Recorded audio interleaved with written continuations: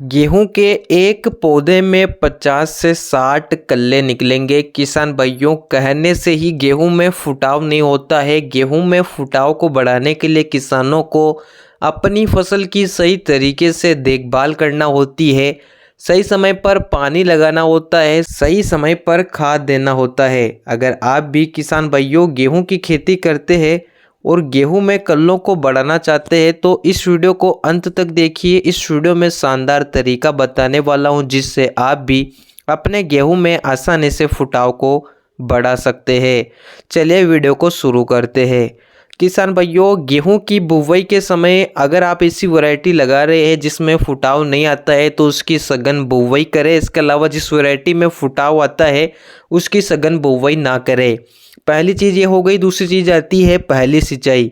गेहूं में फुटाव को बढ़ाने के लिए सिंचाई प्रबंधन का विशेष तौर पर ध्यान रखना चाहिए। गेहूं की बुवाई के बाद 22 से 25 दिन का समय जो होता है वो गेहूं की फसल के लिए पहली सिंचाई के लिए सबसे उपयुक्त समय होता है। इस समय पर गेहूं की जड़ें मिट्टी को अच्छे से पकड़ लेती है जिससे जड़ों में पोषक तत्वों की कमी नहीं होती है, पौधे में हरापन आता है, साथ ही शुरुआत से ही गेहूं में फुटाव निकलना शुरू हो जाता है। तीसरी चीज़ आती है खाद प्रबंधन। किसान भाइयों, पहली सिंचाई के साथ किसान भाई यूरिया का प्रयोग करते हैं, लेकिन यूरिया में केवल नाइट्रोजन पाई जाती है जो पौधे की बढ़वार में सहायता करती है, पौधे से पीलापन को दूर करती है। इसके अलावा जड़ों के विकास के लिए भी कुछ ऐसे पोषक तत्व हैं जिनकी पौधे को ज़रूरत होती है। अगर आपकी फसल में ज़रूरत है तो उस हिसाब से उन चीज़ों का प्रयोग कर सकते हैं। अगर गेहूं में ऑलरेडी फुटाव आ रहा है तो ज़्यादा खर्चा करने की कोई भी ज़रूरत नहीं है। किसान भाइयों, यूरिया के साथ आपको प्रयोग करना है जिंक सल्फेट का।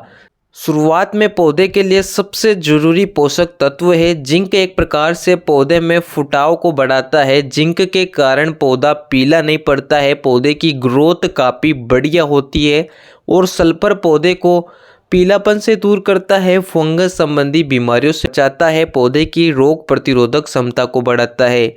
जिंक सल्फेट का 5 से 8 किलोग्राम प्रति एकड़ के हिसाब से भी किसान भाई प्रयोग कर सकते हैं।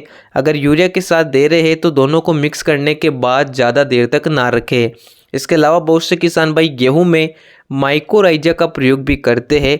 वैसे ज़्यादा आवश्यकता नहीं होती है, लेकिन हल्की ज़मीन में गेहूं लगाया है तो किसान भाई माइकोराइजा का प्रयोग भी कर सकते हैं जो मुख्य रूप से जड़ों के विकास में मदद करता है, जड़ों की लंबाई को बढ़ाता है जिससे पौधा जमीन से पोषक तत्व आसानी से ग्रहण करता है। खेत में माइकोराइजा का प्रयोग कर रहे हैं तो 5 से 8 किलोग्राम प्रति एकड़ के हिसाब से प्रयोग कर सकते हैं। इन चीज़ों का प्रयोग करने से भी गेहूं में काफ़ी बढ़िया रिजल्ट मिलता है और एक पौधे में ज़्यादा से ज़्यादा फुटाव निकलता है। इसके अलावा स्प्रे के माध्यम से भी बहुत से किसान भाई कुछ ऐसी चीज़ें हैं जिनका स्प्रे कर सकते हैं, जिसके रूप में किसान भाई चिलेटेड जिंक का स्प्रे के माध्यम से प्रयोग कर सकते हैं।